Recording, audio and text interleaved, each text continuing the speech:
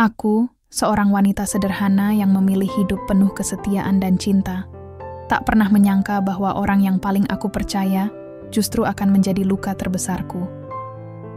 Suamiku, pria yang dulu berjanji akan mencintaiku dalam suka dan duka, berubah sejak kehadiran sosok wanita lain, lebih cantik, lebih kaya, lebih segalanya menurutnya. Puncaknya, di hadapan seluruh keluarga besarku, ia mempermalukanku. Ia membandingkan diriku dengan wanita lain tanpa ampun, membuatku terpuruk dan mempertanyakan harga diriku sendiri. Tapi luka itu membangkitkan sesuatu dalam diriku, kekuatan. Aku bangkit, bukan untuk balas dendam, tapi untuk menemukan kembali siapa diriku dan membuktikan bahwa kesederhanaan bukan kelemahan, itu kekuatan yang tak semua orang miliki. Namaku Aira. Usia pernikahanku baru berjalan 3 tahun saat cerita ini dimulai. Aku bukan siapa-siapa, bukan wanita karier, bukan pula sosialita yang sibuk dengan perawatan diri dan tas-tas mahal. Aku hanya seorang istri biasa, yang lebih senang mengenakan daster dan menghabiskan waktu di dapur, menyiapkan makanan untuk suamiku Reza. Dulu, Reza menyukai kesederhanaanku. Katanya, aku berbeda dari wanita lain. Kamu itu adem, Ra. Nggak ribet, nggak neko-neko, ucapnya saat kami baru menikah. Senyumnya kala itu adalah semesta kecil yang aku percaya akan selalu menjadi tempat pulangku. Kami tinggal di sebuah rumah mungil, hasil tabungan Reza sebelum menikah. Meski kecil, rumah itu nyaman.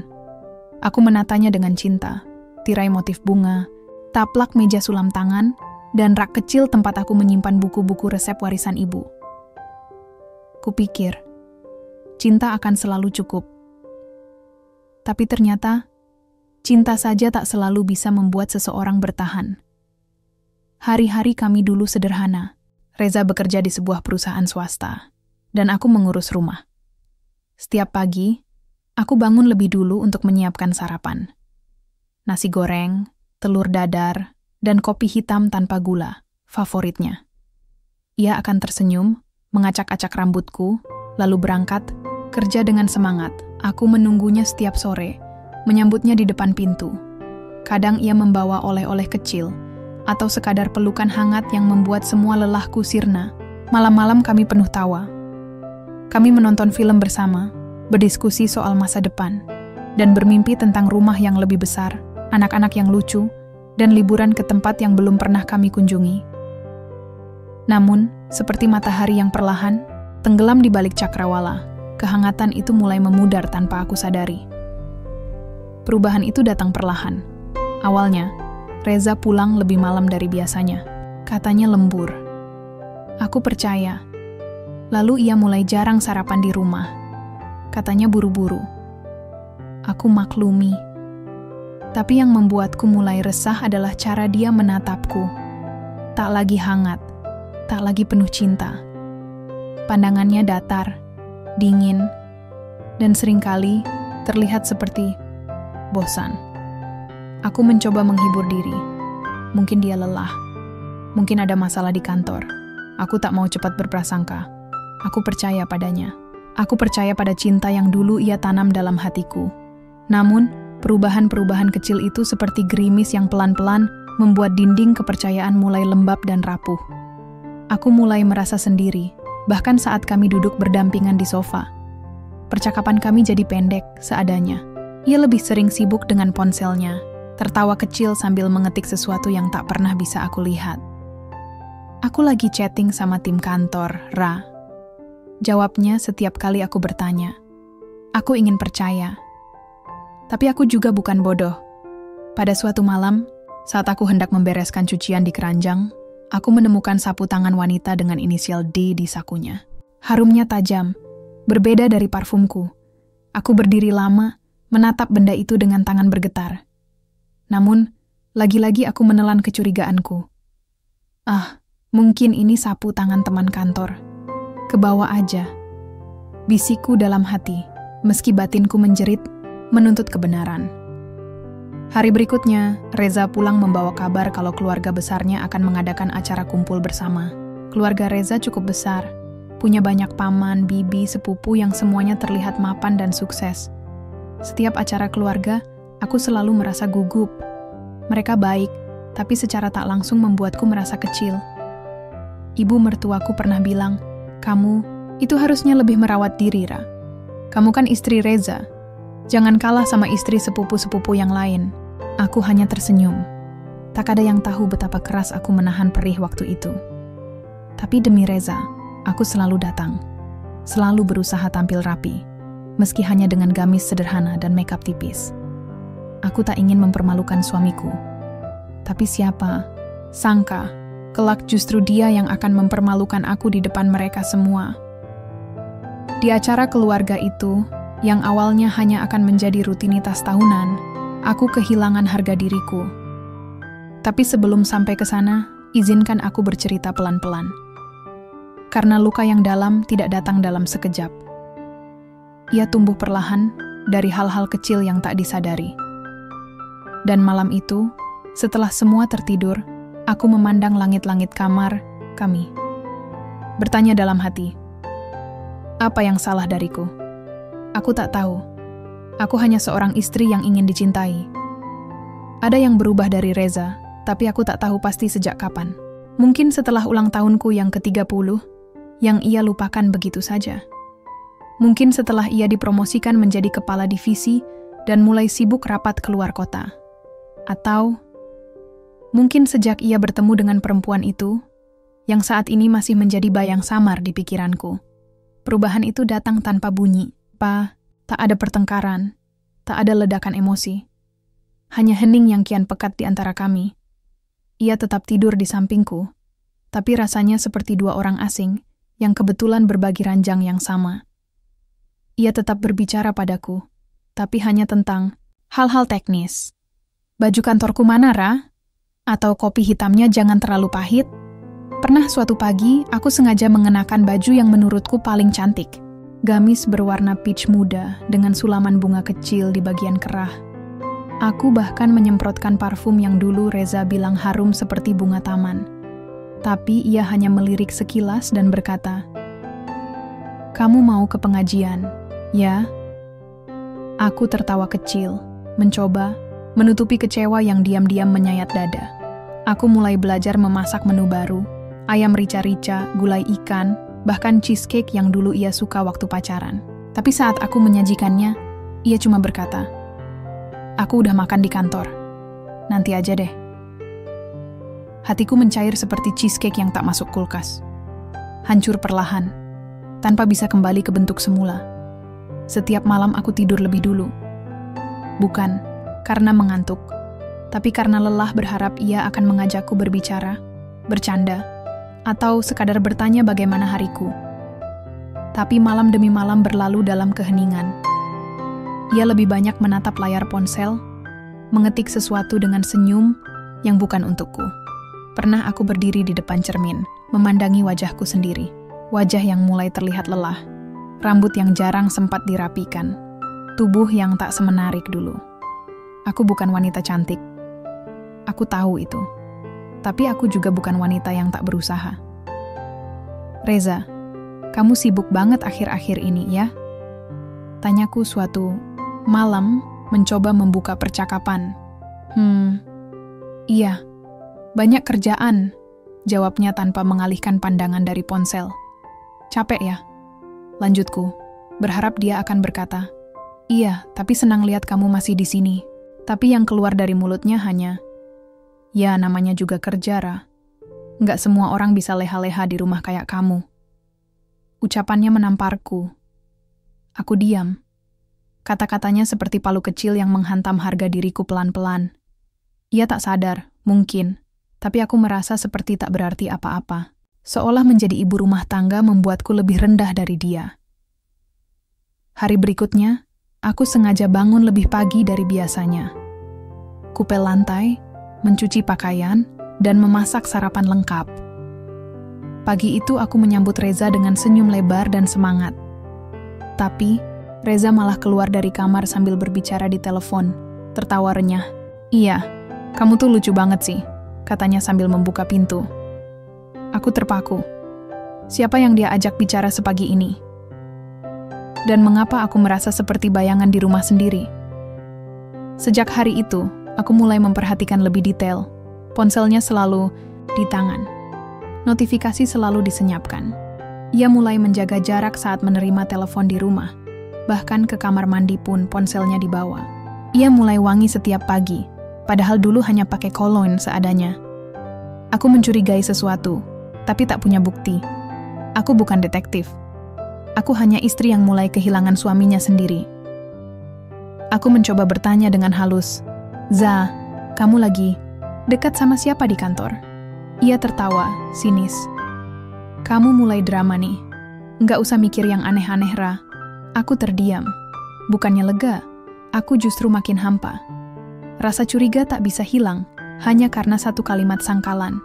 Karena hatiku tahu, sesuatu sedang tidak baik-baik saja. Lalu suatu malam, saat Reza tertidur, ponselnya tertinggal di ruang tamu. Aku menatap benda itu lama. Jantungku berdetak kencang. Ingin membuka, tapi takut dengan apa yang kutemukan. Aku bukan tipe istri yang suka menggeledah, tapi malam itu aku tak tahan. Kunci polanya masih sama. Bentuk huruf R kubuka, pesan aplikasinya. Dan di sana, aku menemukan nama yang selama ini hanya jadi firasat. Dinda. Pesan-pesan mereka seperti percikan api yang membakar seluruh dadaku. Candaan mereka, emotikon hati, panggilan sayang yang dulu hanya untukku, kini ia bagi ke wanita lain. Aku gemetar, tapi entah kenapa, aku tak menangis. Hatiku terlalu beku untuk mengeluarkan air mata. Kupandangi wajah Reza yang tertidur dengan damai. Bagaimana bisa seseorang tidur seolah tak ada dosa, sementara aku di sampingnya patah dengan diam? Malam itu, aku tidur tanpa suara. Tapi untuk pertama kalinya, aku merasa hatiku menjerit sekencang-kencangnya. Dan pagi setelahnya, Reza bangun tanpa menyadari apapun. Ia mencium keningku seperti biasa dan berkata, "Aku lembur malam ini." Aku hanya tersenyum, meski dalam hati berkata, "Aku tahu, tapi kamu tak tahu bahwa aku tahu." Perubahan kecil ini bukan lagi sekadar perubahan. Ini awal dari sesuatu yang lebih besar. Dan aku, Aira yang sederhana ini, sedang berdiri di tepi jurang, menatap retakan yang perlahan membesar di bawah kakiku. Sejak malam itu, dunia di sekelilingku seperti berubah. Suara jam dinding terdengar lebih nyaring. Detik-detik berjalan pelan, seakan waktu ingin menyiksaku lebih lama. Aku beraktivitas seperti biasa, tapi hatiku sudah bukan lagi milikku. Ia terombang-ambing antara ingin tahu lebih banyak atau memilih pura-pura tidak tahu. Aku menjadi pengamat dalam rumahku sendiri. Mengamati bagaimana Reza menyembunyikan ponselnya setiap kali aku mendekat. Bagaimana dia tertawa lirih saat membalas pesan, lalu buru-buru menghapusnya. Aku melihat itu semua. Tapi tak sekalipun aku menegur atau bertanya. Ada ketakutan yang tak bisa kujabarkan. Takut kehilangan, takut ditinggalkan. Tapi lebih dari itu, takut menghadapi kenyataan. Aku mulai kehilangan selera makan. Pagi hari terasa hambar. Siang hari hanya kulalui dengan mengganti spray, mencuci piring, menyapu lantai yang tak lagi berdebu, tapi tetap kuulang seolah itu bisa mengusir rasa sepi. Malam hari, aku hanya bisa duduk di pojok ruang tamu, menatap jendela, berharap suara motor Reza akan segera terdengar. Bukan karena rindu, tapi karena ingin cepat memastikan dia pulang. Bahwa malam ini dia tidak memilih wanita lain untuk ditemani. Satu-satunya tempat aku bisa meluapkan segalanya adalah sahabatku, Nita. Kami sudah berteman sejak kuliah, dan dia tahu betul siapa Reza. "Aira, kamu harus ngomong sama dia. Kamu nggak bisa terus kayak gini," kata Nita saat aku akhirnya curhat lewat telepon. Suaraku nyaris tak terdengar. "Nita, kalau aku tanya dan ternyata benar, aku harus gimana?" Suaraku gemetar. "Aku nggak kerja. Aku nggak punya penghasilan. Aku cuma ibu rumah tangga. Aku cuma punya Reza." "Ra," potong Nita. Suaranya mulai meninggi. "Justru karena kamu cuma punya dia, kamu harus pastikan kamu nggak dicurangi. Jangan jadi perempuan yang diam saat diinjak. Kamu pantas dihargai, meskipun kamu nggak kerja kantoran." Aku diam. Ada bagian dari diriku yang ingin percaya, tapi bagian lainnya masih terpenjara oleh rasa takut. Aku terlalu lama mengorbankan segalanya untuk rumah tangga ini. Meninggalkan pekerjaan setelah menikah, memutuskan tak melanjutkan kuliah, hanya demi bisa mendampingi Reza. Lalu kalau sekarang dia mulai berpaling, apa artinya semua pengorbananku? Sore itu Reza pulang lebih awal dari biasanya. Aku melihat mobilnya masuk ke halaman, dan seperti refleks, aku bergegas ke dapur, seolah-olah sedang sibuk. Aku mendengar pintu terbuka, langkah kakinya masuk, lalu suara barang-barangnya diletakkan di meja. "Aira, kamu masak apa?" tanyanya dari ruang tengah. "Nasi uduk. Kamu suka kan?" Jawabku tanpa menoleh. Nggak usah repot-repot deh. Aku udah makan tadi. Lagi. Alasan yang sama. Kalimat yang sama. Tapi tetap saja terasa sesak. Aku membawa piring berisi makanan ke meja, walaupun tahu dia tak akan menyentuhnya. Aku duduk, memandangnya diam-diam. Wajahnya lelah tapi tidak murung. Ada senyum di ujung bibirnya yang seperti tidak ditujukan untukku. "Za, kamu masih sayang sama aku?" Tanyaku pelan, nyaris berbisik. Ia mengernyit. "Pertanyaan macam apa itu, Ra? Aku cuma pengen tahu." Suaraku mengecil, soalnya akhir-akhir ini kamu beda. Reza menatapku sejenak. Pandangannya datar. Tak ada rasa bersalah, tak ada kebingungan, hanya malas. "Kamu terlalu banyak mikir," katanya sambil berdiri. "Aku capek, Ra. Tolong jangan drama." Drama.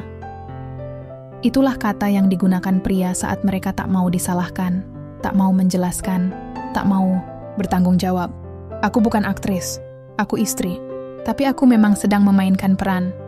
Peran seorang wanita yang berusaha tetap kuat di tengah runtuhnya cinta. Malam itu, setelah Reza tidur, aku membuka kembali pesan-pesan antara dia dan Dinda. Aku tak tahu apa yang kucari, mungkin semacam bukti kuat untuk menegaskan bahwa aku bukan hanya paranoid, bahwa perasaanku benar. "Duh, kamu tuh lucu banget. Nggak kayak istri gue, bawaannya cemberut mulu. Kapan kita jalan lagi? Aku pengen ke tempat yang sepi. Gue ngerasa hidup lagi tiap kali ngobrol sama lo." Kalimat-kalimat itu seperti belati yang menari di dadaku. Lucu, aku pernah lucu. Cemberut, aku cemberut karena dia berubah. Tempat sepi, aku pernah jadi tempat ternyamannya. Dan sekarang, semuanya ia alihkan pada perempuan lain. Tapi dari semua, pesan itu, ada satu yang paling menghantamku. Gue pengen punya pasangan yang bisa dibanggakan, yang bisa diajak ke acara keluarga tanpa malu. Air mataku jatuh tanpa suara. Jadi selama ini, aku tidak cukup untuknya. Aku yang setiap pagi membuatkan sarapan, yang setia menunggunya pulang, yang menyetrika bajunya, menyiram tanaman kesukaannya. Tidak cukup, aku hanya wanita biasa. Ya, aku tahu itu. Aku tak pandai berdandan, tak punya penghasilan jutaan, tak punya gelar panjang. Tapi salahkah aku berharap dicintai dengan apa adanya? Esok paginya, aku menyiapkan semua seperti biasa. Tapi dalam diam, aku mulai menata sesuatu yang lebih besar dari sarapan pagi. Keberanianku. Aku mulai menyimpan bukti. Screenshot pesan, foto panggilan masuk, dan nota-nota kecil yang tak sengaja ia bawa pulang dari restoran tempat mereka bertemu. Aku tidak tahu untuk apa semua itu. Aku belum siap konfrontasi. Tapi aku tahu hari itu akan datang. Dan ketika hari itu tiba, aku ingin berdiri dengan kepala tegak, meski hatiku hancur. Karena luka terbesar adalah luka yang tak terucap. Tapi diam bukan berarti kalah. Diam adalah masa di mana kekuatan dibentuk, perlahan tapi pasti. Aku, Aira yang sederhana ini, sedang bersiap untuk sebuah kenyataan yang selama ini kutolak.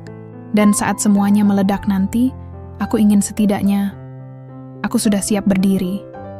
Hari Minggu itu seharusnya menjadi hari yang menyenangkan. Keluarga besar Reza dari luar kota akan datang berkumpul di rumah mertuaku. Momen seperti ini jarang terjadi. Hanya saat ada hajatan atau peringatan besar, semua berkumpul. Kali ini, alasannya sederhana, silaturahmi. "Rah, jangan lupa pakai baju yang bagus, ya," kata mertuaku saat menelepon 2 hari sebelumnya. "Nanti semua keluarga besar datang, termasuk Tante Hesti dari Medan. Kamu kan menantu pertama, jadi harus kelihatan rapi." Aku mengiyakan, walau hatiku terasa kosong. Yang kupikirkan bukan baju apa yang akan kupakai, melainkan bagaimana aku bisa tetap tersenyum ketika dunia dalam rumah tanggaku sedang runtuh perlahan. Pagi hari, aku bangun lebih awal dari biasanya. Menyiapkan kue-kue kecil untuk dibawa ke rumah mertua. Kue bolu pandan dan pastel isi ayam, 2 jenis makanan yang dulu selalu Reza puji di awal pernikahan kami. Dulu Reza keluar dari kamar dengan kemeja biru muda dan parfum maskulin yang kini jadi ciri khasnya setiap kali keluar rumah. Aku hanya menatapnya sekilas, lalu kembali sibuk dengan nampan kue. "Kita jalan jam berapa?" tanyaku datar. "7:30, biar nggak telat." "Siap." Perjalanan ke rumah mertuaku hanya 30 menit. Tapi perjalanan itu terasa seperti seumur hidup. Kami duduk berdampingan dalam mobil, tapi tak ada sepatah kata pun yang keluar. Hanya suara musik dari radio yang mengisi keheningan. Aku sempat menoleh ke arahnya. Wajahnya tenang. Tidak terlihat gelisah, tidak pula menunjukkan rasa bersalah, seolah tak pernah ada yang salah. Seolah rumah tangga ini masih utuh, seperti tahun-tahun awal dulu. Sampai akhirnya kami tiba. Halaman rumah mertua sudah ramai. Tenda putih kecil dipasang di depan halaman, lengkap dengan kursi dan meja bulat yang dikelilingi taplak bunga-bunga. Semua menyambut kami dengan hangat.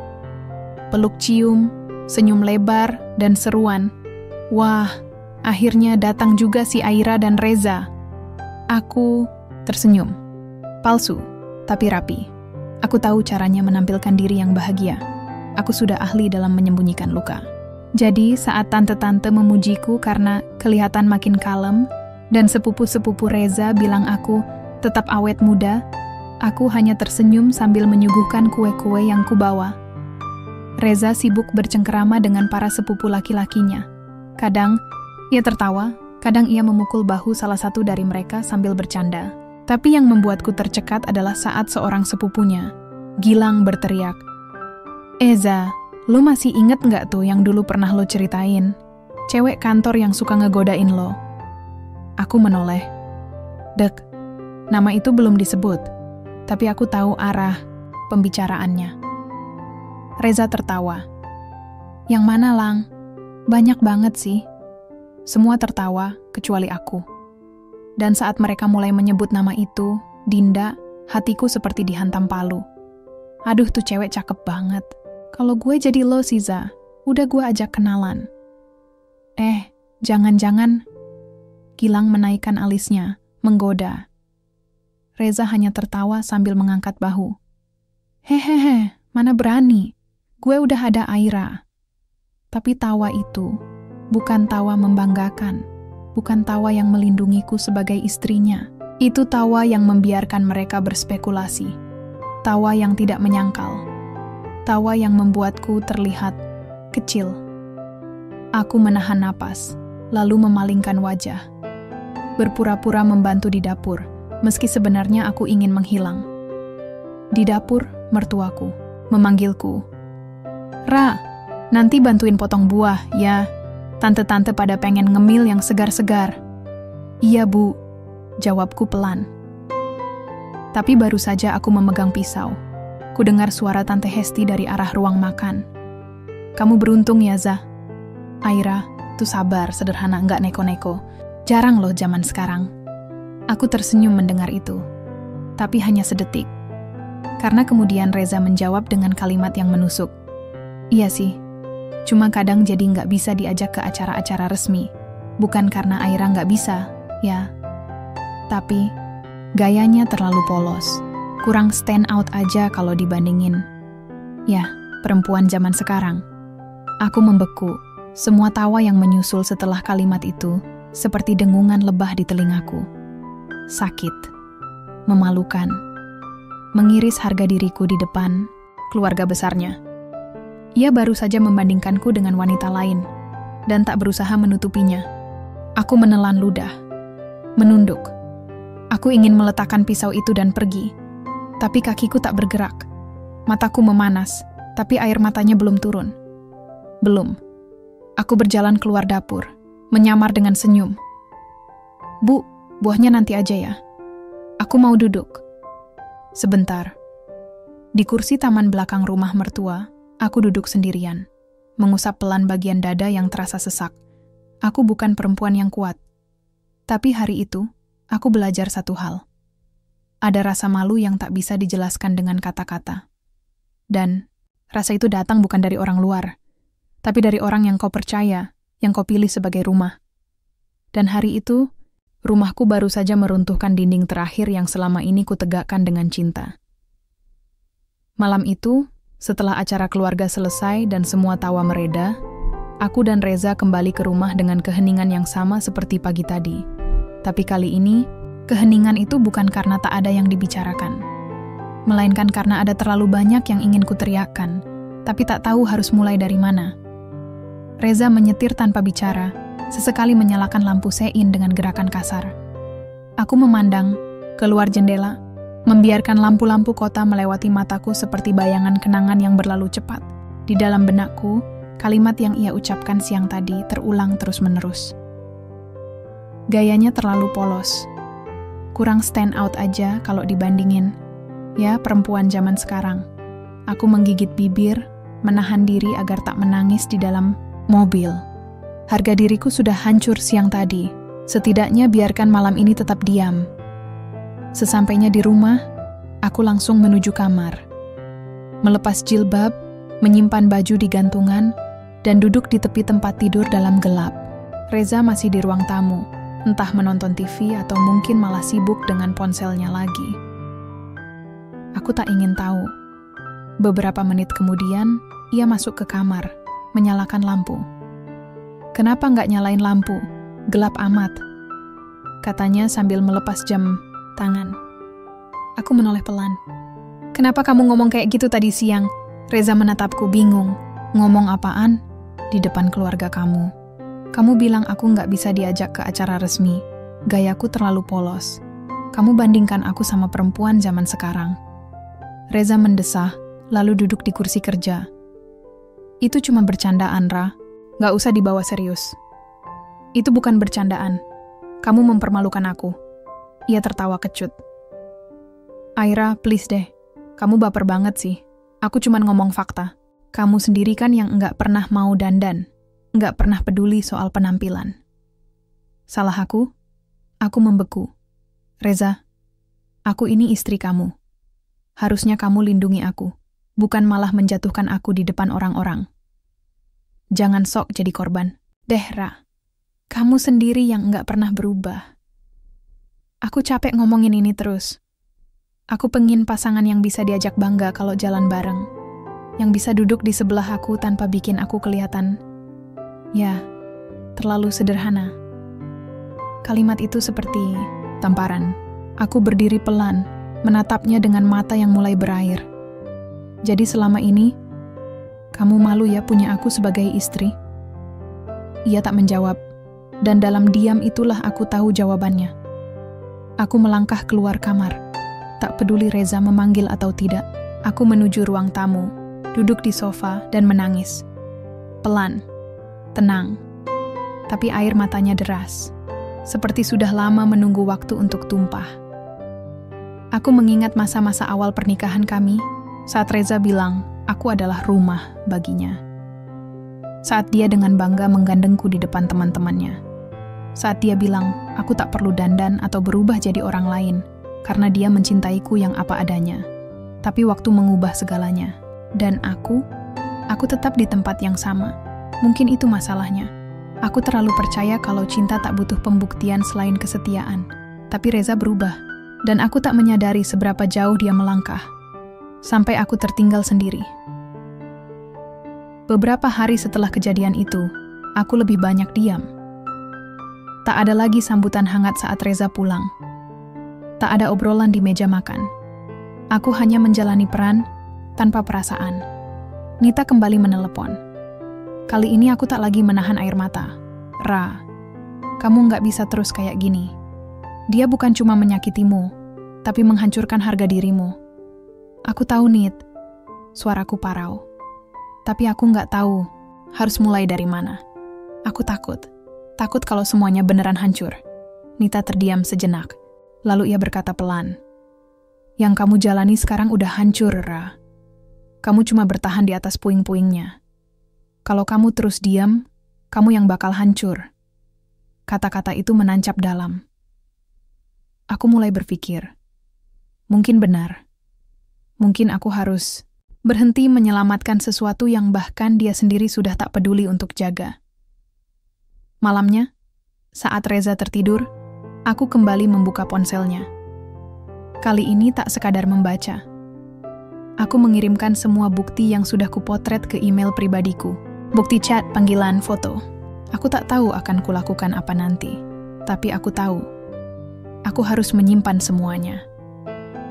Aku menatap wajah Reza yang terlelap, tenang, tanpa beban. Lalu bertanya dalam hati. Bagaimana seseorang bisa tidur nyenyak setelah menyakiti hati yang pernah ia sebut rumah? Malam itu aku tidur di ruang tamu, dengan luka yang tak berdarah, tapi membiru jauh di dalam. Luka yang tak terlihat, tapi tak bisa disembuhkan hanya dengan maaf.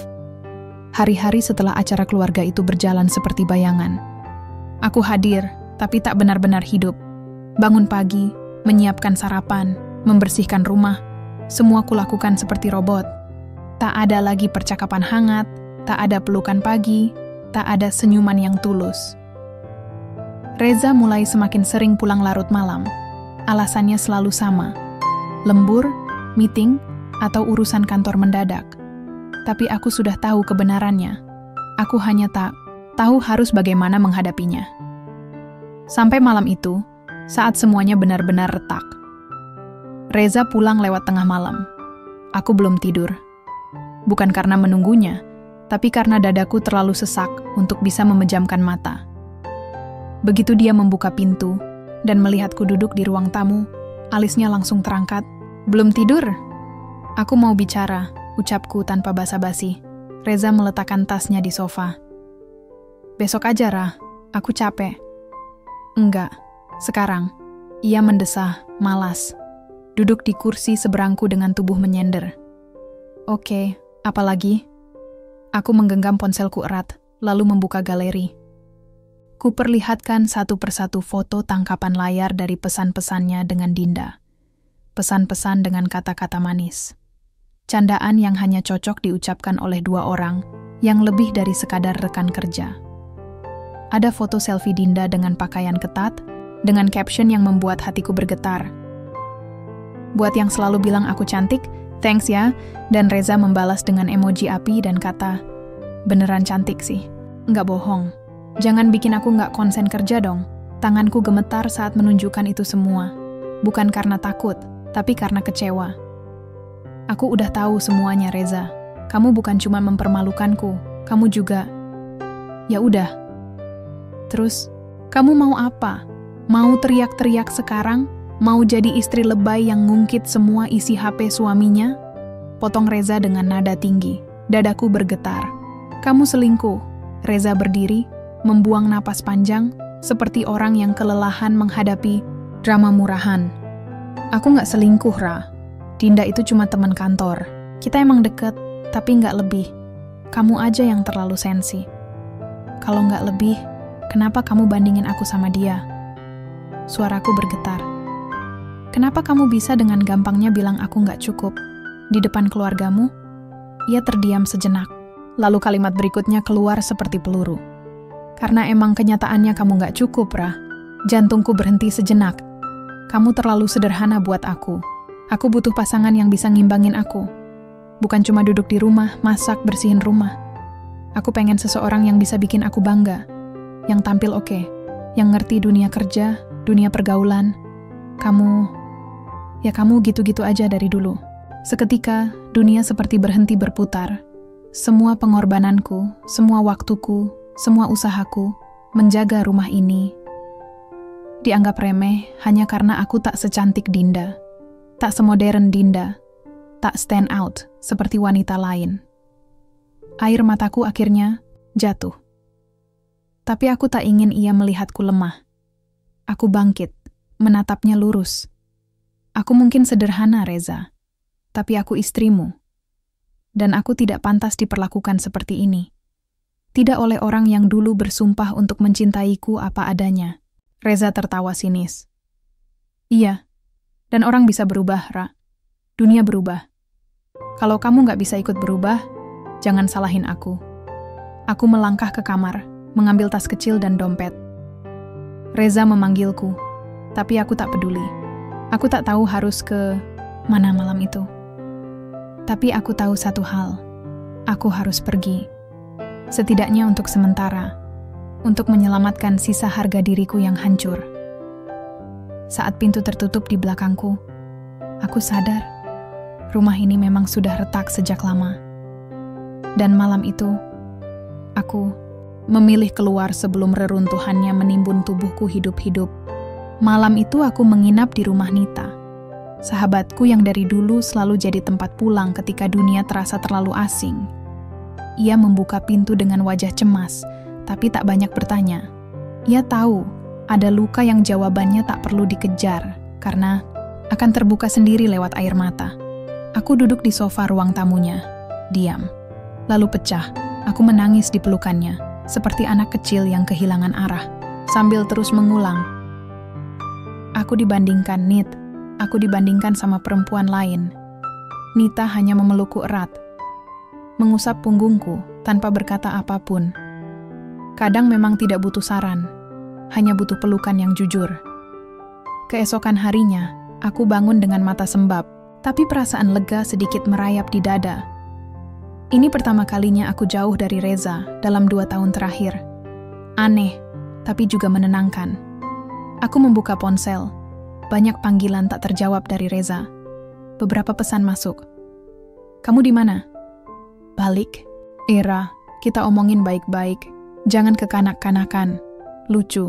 Saat dia mempermalukanku, menyakitiku, dan membandingkanku, dia tak merasa itu kekanak-kanakan. Tapi saat aku memilih pergi, itu yang dia sebut tak dewasa. Aku tak membalas satu pun. Siangnya, Nita mengajakku keluar makan. Di kafe kecil di ujung kota yang jarang ramai.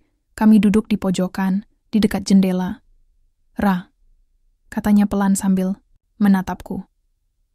Kalau kamu masih cinta sama Reza, itu bukan salah. Tapi jangan sampai cinta itu bikin kamu buta akan harga dirimu sendiri. Aku mengangguk perlahan, tapi hatiku masih bingung.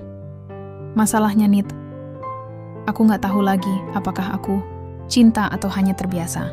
Aku cuma tahu, aku lelah, tapi juga takut kehilangan. Nita meraih tanganku. Kamu bukan perempuan lemah, Rah. Kamu perempuan yang udah kasih semuanya buat rumah tanggamu. Tapi kamu gak bisa terus-terusan ngemis cinta dari orang yang bahkan gak lihat kamu sebagai cukup. Aku menggigit bibir, menahan tangis, dan saat itulah aku melihat sesuatu yang tak kusangka. Di ujung kafe, duduk seorang perempuan yang sangat familiar. Rambut panjang lurus, kulit cerah, riasan tipis tapi rapi. Wajahnya manis, anggun, dan aku tahu siapa dia. Dinda. Dan yang membuat hatiku hampir berhenti berdetak adalah Reza duduk di depannya. Dadaku mencelos. Dunia terasa pelan.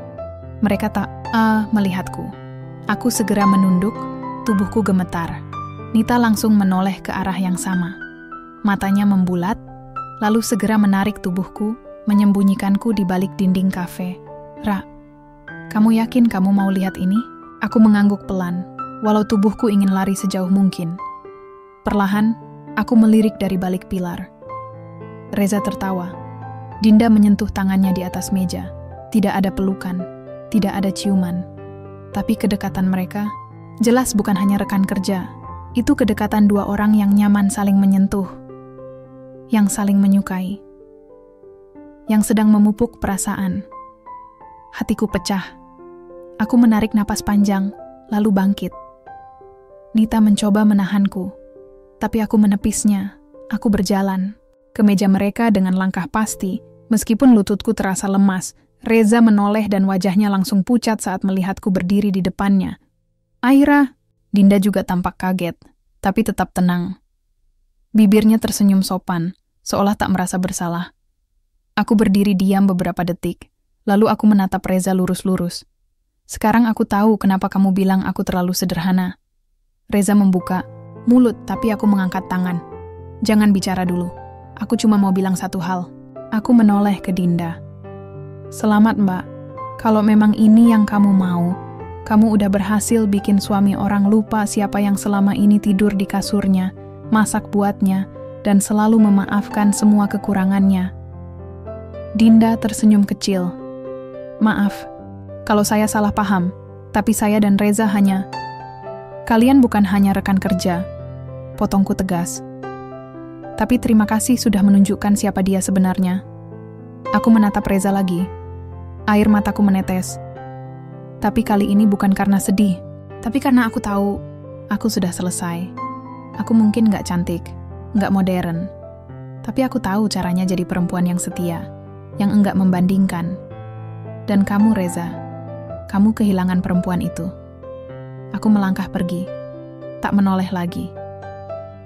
Di luar kafe, Nita sudah menungguku.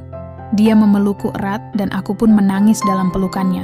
Tapi kali ini, tangis yang berbeda. Tangis dari perempuan yang akhirnya memilih dirinya sendiri. Malam setelah kejadian di kafe itu, aku duduk di balkon kamar tamu di rumah Nita. Langit mendung, seperti mencerminkan pikiranku yang abu-abu. Aku memandangi jalanan yang sepi, membiarkan angin malam menyentuh wajahku yang basah oleh air mata yang belum kering sepenuhnya.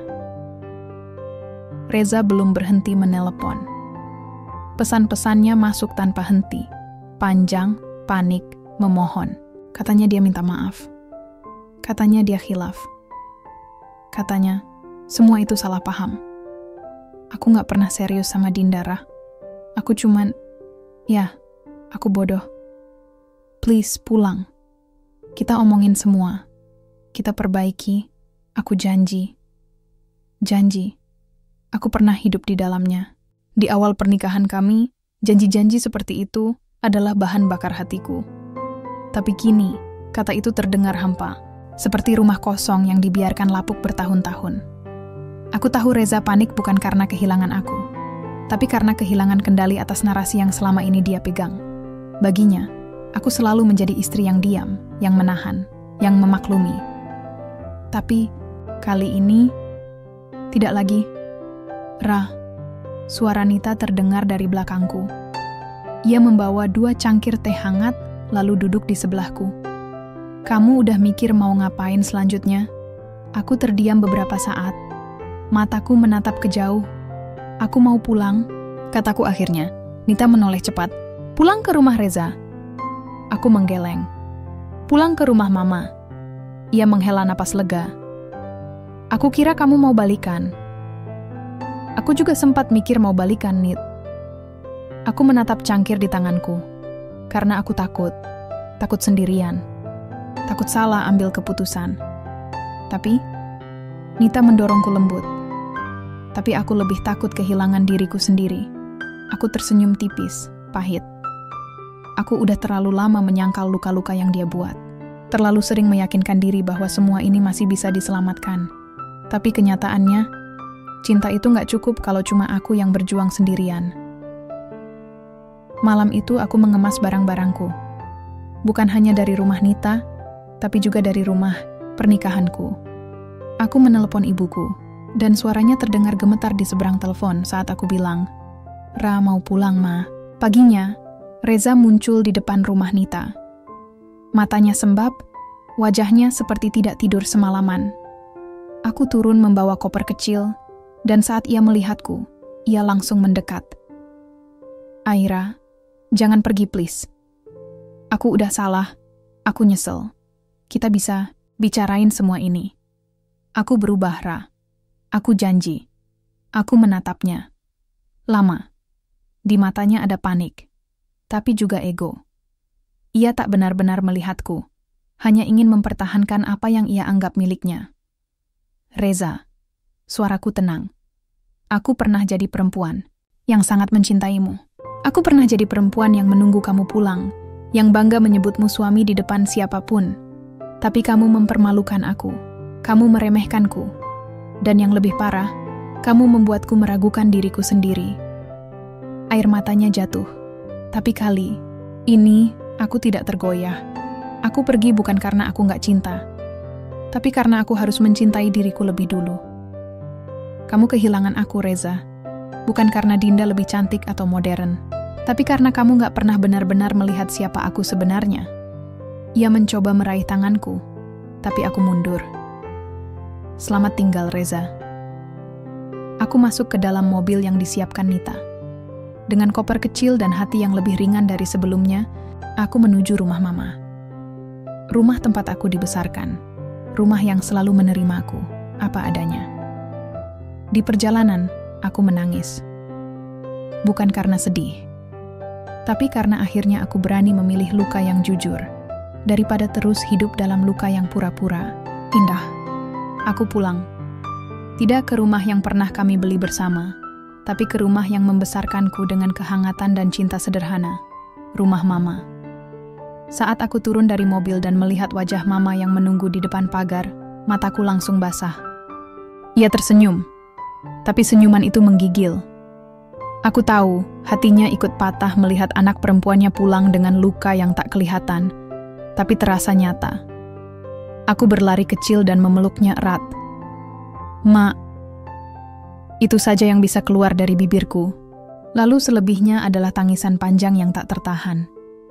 "Anakku sayang, kamu gak sendirian," bisik Mama sambil mengusap kepalaku.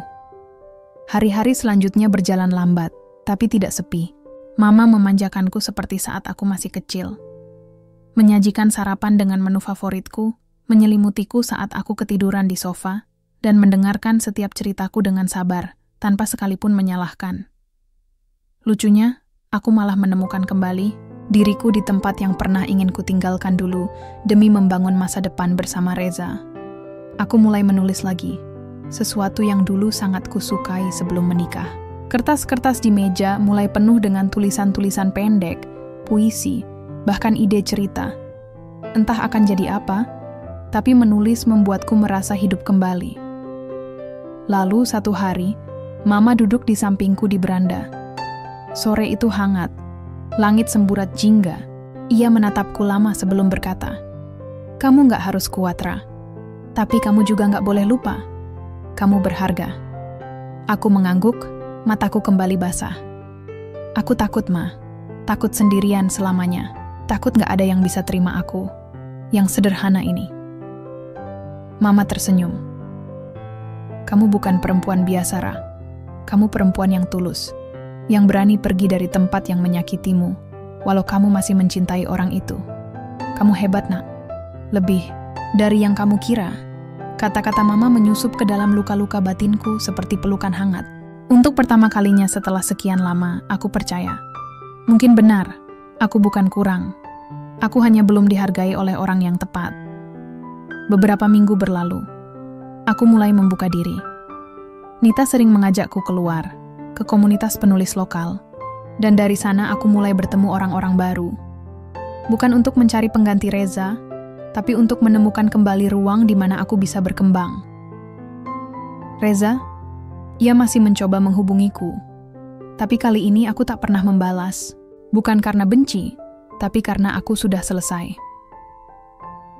Suatu pagi, aku menerima surat dari pengacara. Reza mengajukan perceraian secara resmi. Di dalam surat itu, ada satu halaman tulisan tangan dari Reza.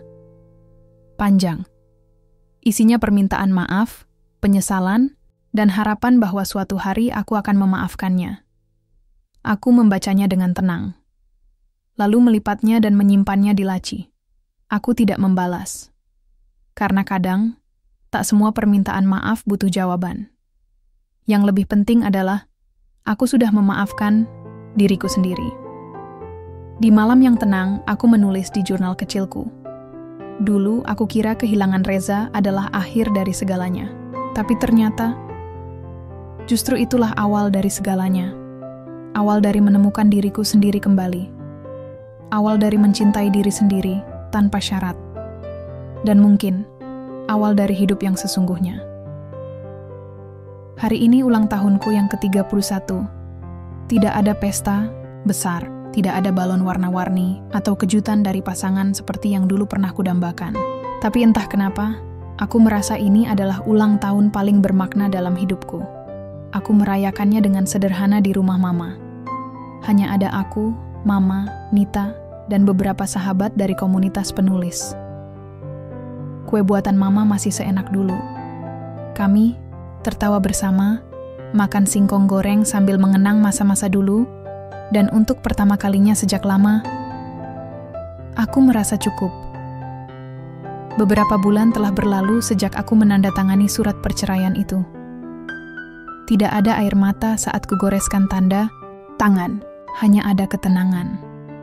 Seolah hatiku berkata, ini memang seharusnya berakhir di sini. Aku mulai hidup sebagai Aira yang baru.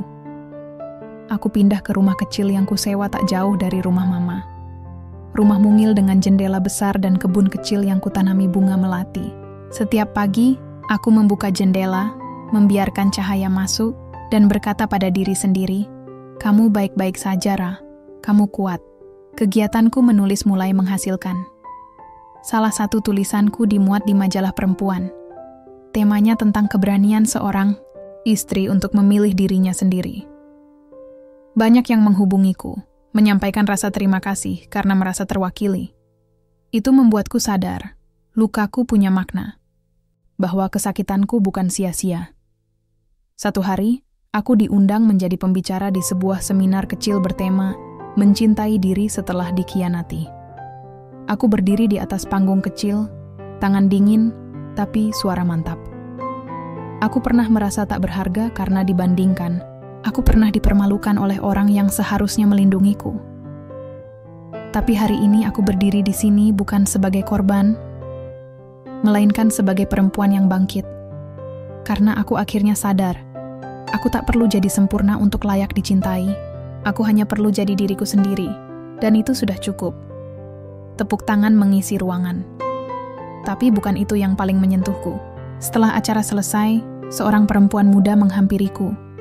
Matanya berkaca-kaca.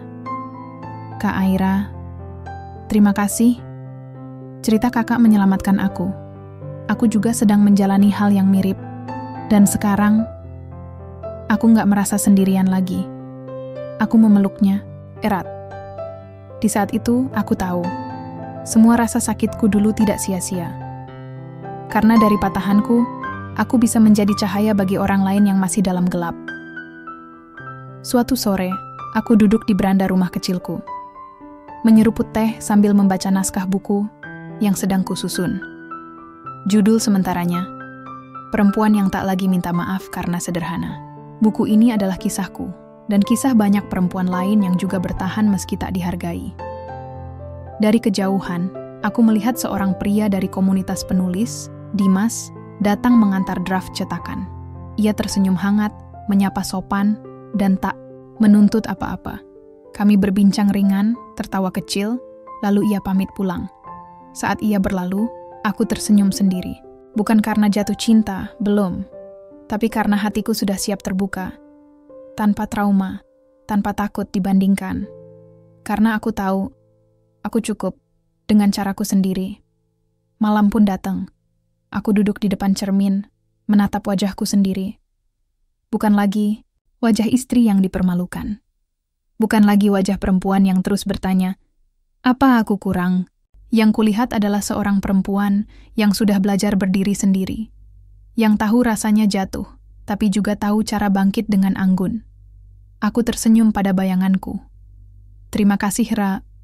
Sudah bertahan sejauh ini. Aku mematikan lampu, lalu masuk ke kamar dengan hati yang utuh.